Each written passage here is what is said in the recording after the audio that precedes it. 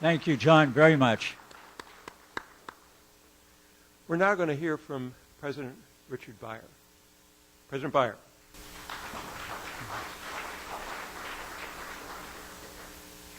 Thank you, Dan, and good afternoon, everyone. I first want to, in addition to welcoming everybody back to campus, also would like to acknowledge two board members, class of 61, Jane Friday and Dan Haller, two of my bosses. So from a class perspective, I can tell you they're watching over me nicely. So, but it is really a pleasure to be here, and I'm so fortunate and honored to be the 9th president of Wheeling Jesuit University.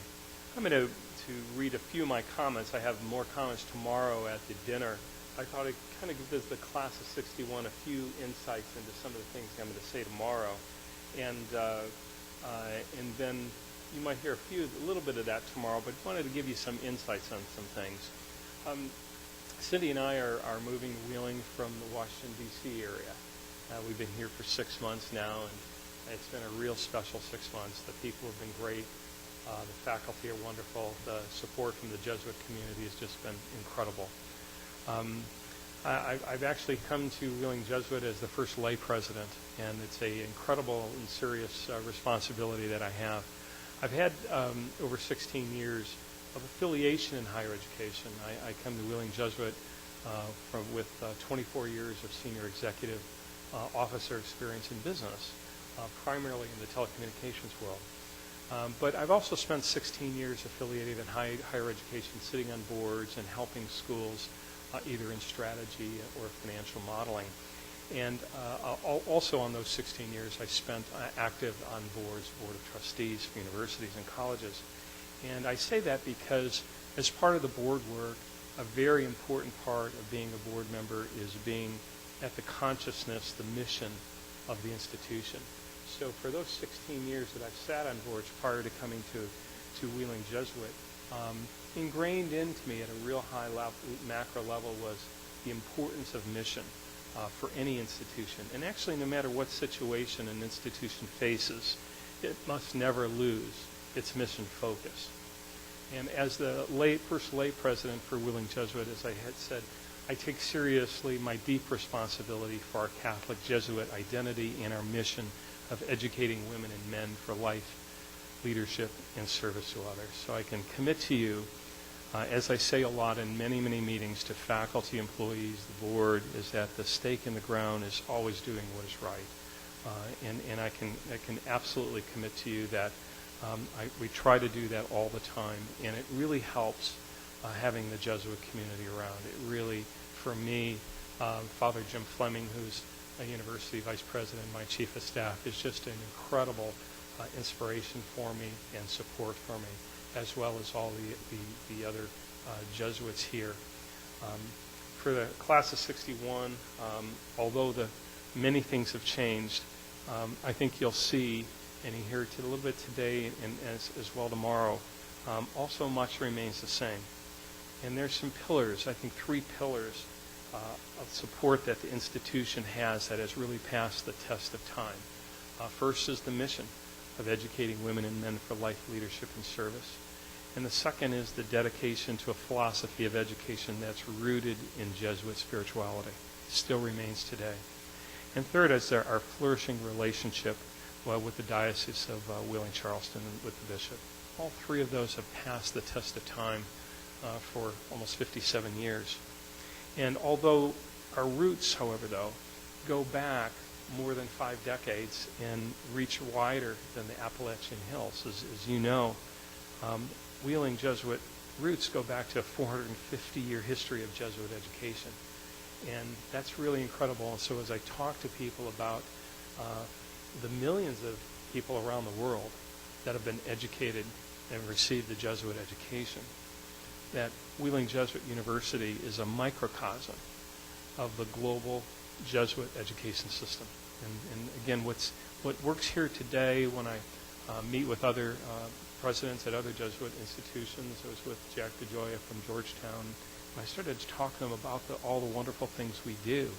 I was really surprised. I said, Jack, we're a microcosm of Georgetown. We're a microcosm of all of the Jesuit institutions here in the United States.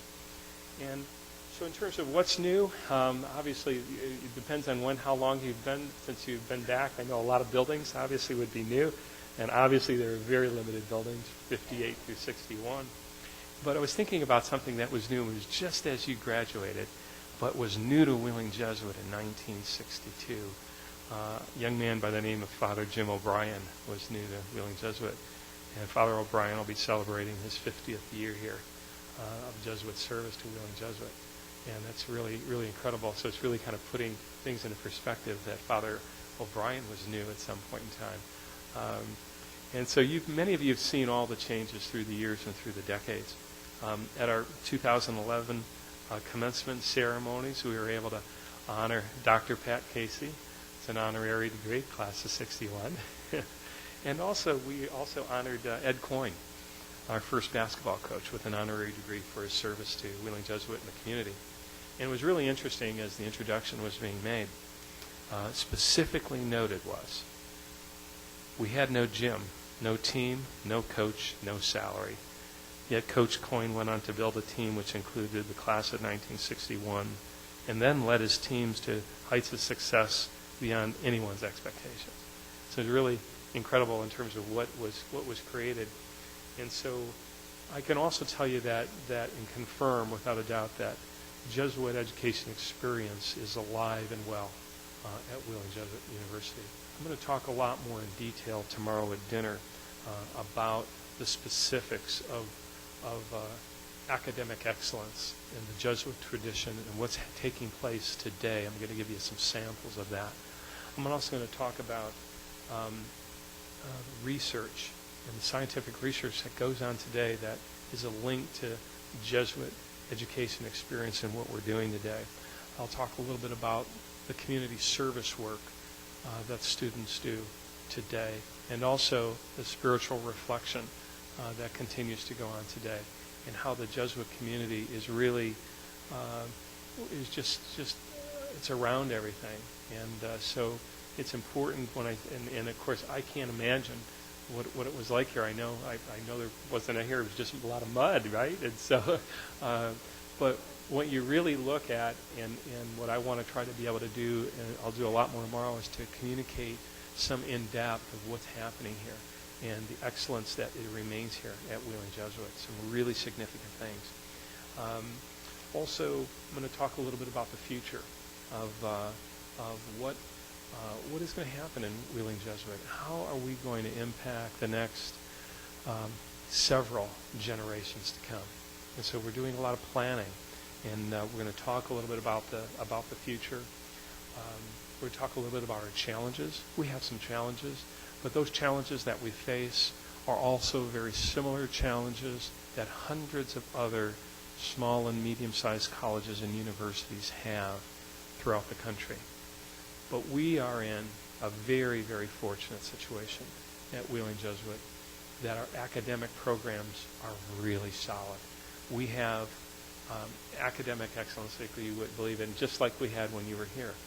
And we measure many things, and today there are so many measurements that can prove what we're doing is of very, very high quality. So I've mentioned this to a number of people, is that although you may have challenges, at the end of the day, you can actually, when you have a very, very strong product, and our product is the Jesuit educational experience that our students get. And so what we're going to do is we're going to tell the world about Wheeling Jesuit University and all the great things that we're doing. We have capacity to serve more students. And we have the program offerings with very, very high quality. So we're going to take those things. We're going to take the academic excellence. We're going to take the programs. We're going to take the capacity to serve more students. And we're going to significantly and very responsibly grow our enrollment so that we can address our challenges. But as we do that, also in the middle of that, we'll be maintaining and strengthening our Jesuit mission and identity. So we'll talk more about what we plan to do tomorrow. But I can tell you that the future for Wheeling Jesuit is bright. We have work to do. But when I look at educating the whole person, and preparing the students for life leadership and service to others. I can really see, even in this graduating class, and I spend time with the seniors, that it's starting to even dawn on me, being new, is that the alumni for Wheeling Jesuit really have the tools to meet the institutional model of Luciat Lux Vestra, let your light shine. Because talking to people, and even some of the adults or some of the senior executives say, you talk to students and it starts to click around their senior year. They start to get some of it. And of course they get more of it when they leave here in terms of perhaps what some of the educational experiences we're trying to get through them. But let your light shine is really, I think, a great motto, because the students leaving Wheeling Jesuit have the tools. And of course, what we really have is the Jesuit community to thank for all of this. It's the Jesuit community is strong, and we want to actually, we're going to be doing a very conscious campaign to get more Jesuits on campus. Part of our strategic plan is to have the highest number of Jesuits to student ratio among the 28 Jesuit universities in the country. So I'll talk more at dinner tomorrow about more about the academic programs and the good work that's going on. But I do want to thank you for allowing me to be your president. And again, what I want to do, all of our group, but most importantly to me is my recognizing the deep responsibility I have as the first lay president of Wheeling Jesuit, and making sure that as we move forward, we do things not only the right way, but to make both the alumni and our Jesuit community proud. So when we look at, we've done some great things, and you can say, not only we've done great things, we did it the right way. And so I can commit that to you, and we're working very, very hard.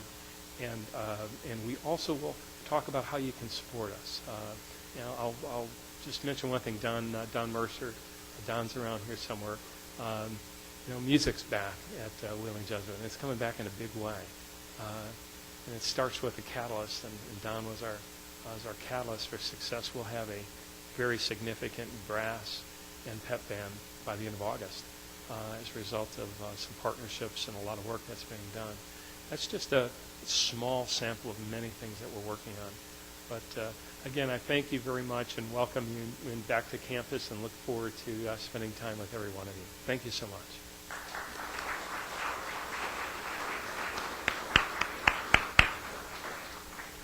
Thank you, Rick.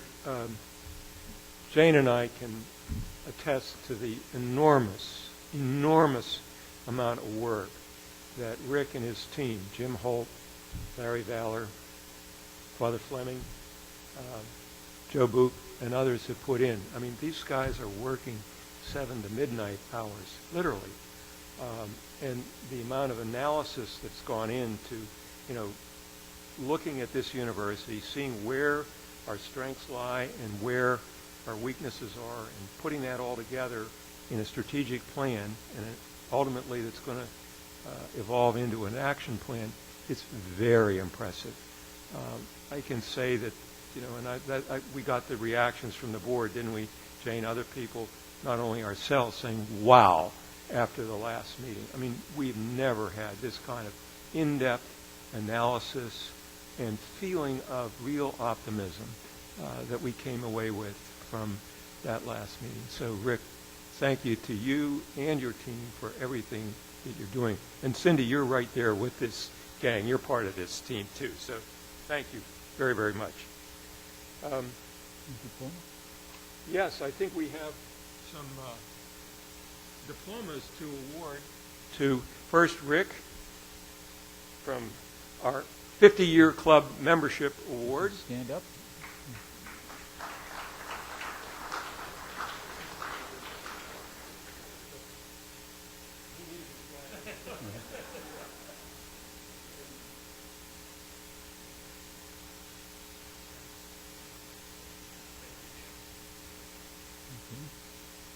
And Cindy, we have a similar award for you.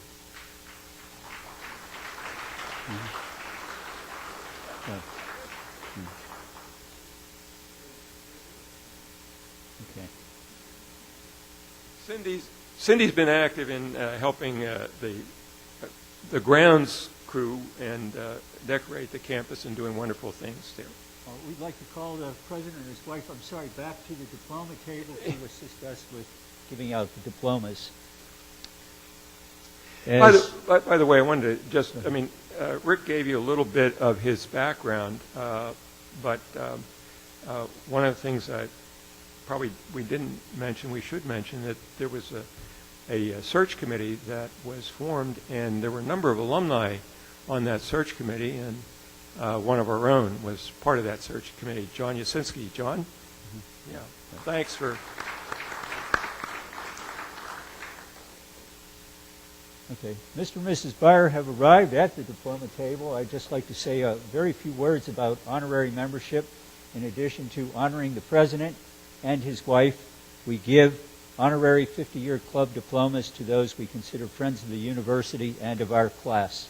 Last year we had 3 honorees: librarian Eileen Carpino, Father William McGroarty, and Dr. Paul Orr. Joining this small group is another person we're honoring this evening, Father John J. Cole, who unfortunately cannot be with us. But Father joined the college during our first years. He joined as an instructor in philosophy. Specifically, I remember him in many ethics classes. As a young, quiet man in those days, he was frequently mistaken for a student when he didn't have his Roman collar. But in the classroom, his earnest presentations taught many of us the values that we are still trying to live today. As an expression of our gratitude for his many years of friendship and service to our university, we want to offer Father Cole the honorary membership in the 50-year club. As I mentioned earlier, he's not with us this evening, but we're sure he will be pleased to be a 50-year club member, and we know we will have his continuing support. Applause, please. Give it up for Father John Cole.